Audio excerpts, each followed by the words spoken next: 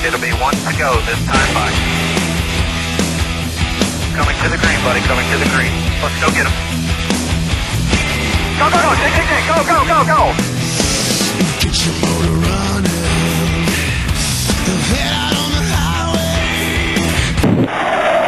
highway. David Caravelle, NASCAR.com. Two questions for Steve. First of all, can you take us through the weekend going back and forth to Boiling Springs and just what that was like with your daughter's graduation as well as the race weekend? That was got to hand it to Joe and JD of having the plane stay over. We flew up here on Thursday, and I talked to JD, excuse me, about a month ago and told him that we had a problem. And my daughter was going to graduate on Friday night, so he said, "Let me see what I can work out," and he left the plane up here with the crew, and they flew the Saab back with me Friday night. After we got through qualifying, I left before qualifying was over with, and when I left, we were on the pole, so I thought this was going to be a good night. Came back and went third.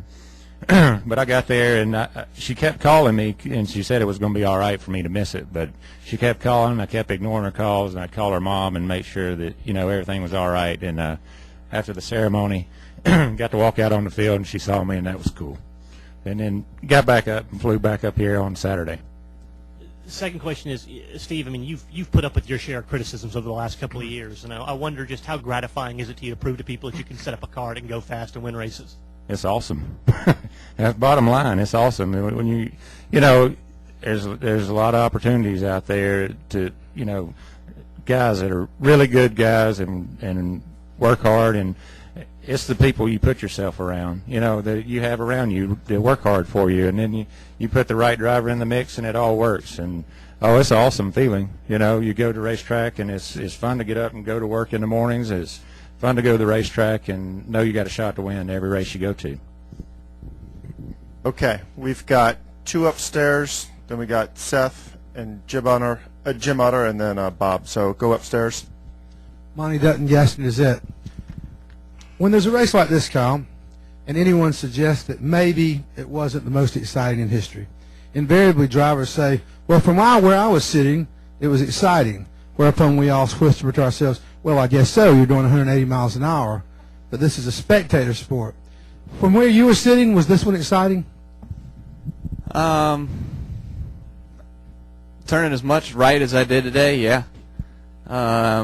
It's kind of like next Wednesday you turn right to go left, but I wasn't trying to turn right. It just was what I had to do.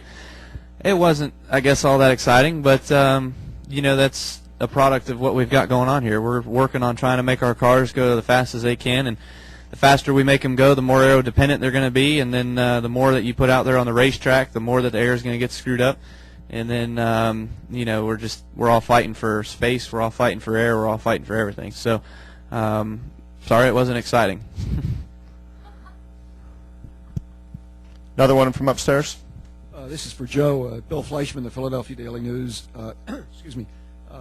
As you know, some of the fans consider Kyle a villain now in the sport. Do you talk to him about handling that role, or you just figure he's a young guy and he'll work it out himself? I couldn't quite hear that. I think it was about Kyle.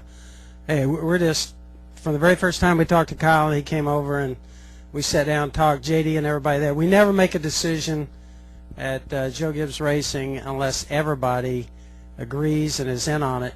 Denny and Tony both said to us, go get him.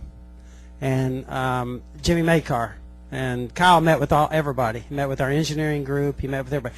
Kyle is very smart. Knows a lot about the race car, had a lot of questions. And so basically for us, the most telling question I felt like in the whole time that I talked to him, something had come up about, hey, what happened the year before where he was, and he said, hey, I'm young, and every now and then I make some mistakes. I thought he was very honest, and I thought he was humble in that, and, had a good humble statement there. And we know he's a great talent. I just think he fit mainly because everybody in our group, when we met with him, said we need to get him. So that's that. I don't know if that got the whole question or not. We're going to bring it back down here, but before I do, any more questions for Steve? Anyone have questions for Steve? And I'll let you get out to teardown. Congratulations. Go to Seth Livingstone. Seth Livingstone, USA Today. Kyle, you mentioned in Victory Lane, it was a busy weekend. You had a chance in the truck race, had a problem in the nationwide race, what could have been. You ever feel this greedy before? It's what?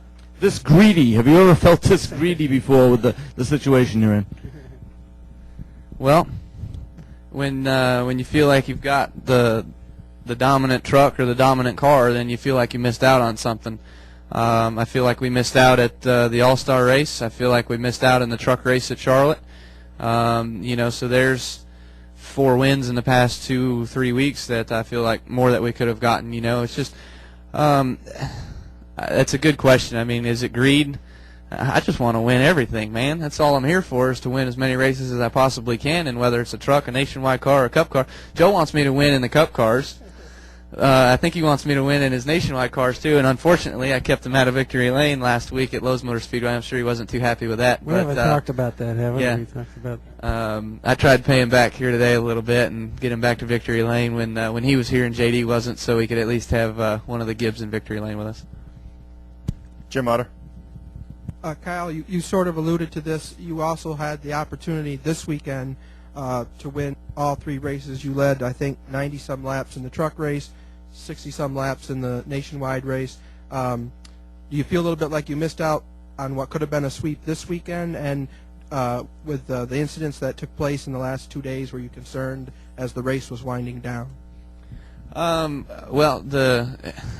Normally when I have a dominant car, something happens, unfortunately. But it happened in the truck race, happened in the nationwide race. It happened late enough, in the nationwide race where I just didn't have time to come back from it. It happened on pit road there.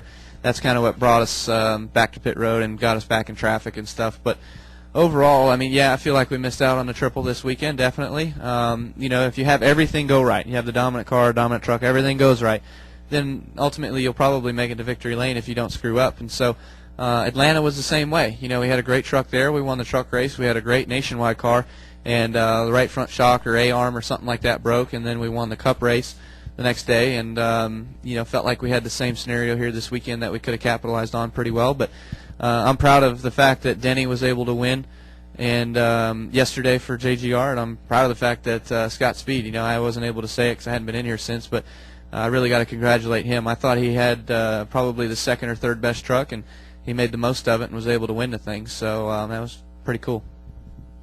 Okay, we've got Bob, Dom, and David Caravello. Kyle, just almost a follow-up to Jim's question. After losing the transmission on Friday and then getting dumped in the wall by your teammate on Saturday, was it a little difficult sleeping Saturday night, anxious to get in the car today and get all that out? It wasn't difficult sleeping, no. Had a great dinner. It was a girlfriend's birthday, so celebrated that last night, and so happy birthday to her here today. We won for her, so I blame it on her that we won, which is good.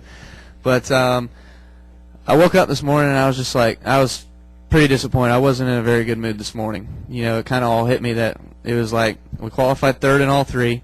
We start third again today. Let's see if I can make it 28th or 27th again. It was just like, what's going to happen? If we have the dominant car again today, what's going to happen? But I've gone through a bunch of different scenarios this year and in my career, I guess. But fortunately, it all worked out today. And even though I was kind of Denny Downer this morning, I was able to make it through the day and was able to win. So proud of myself, and yet proud of the whole team and everybody sticking with me.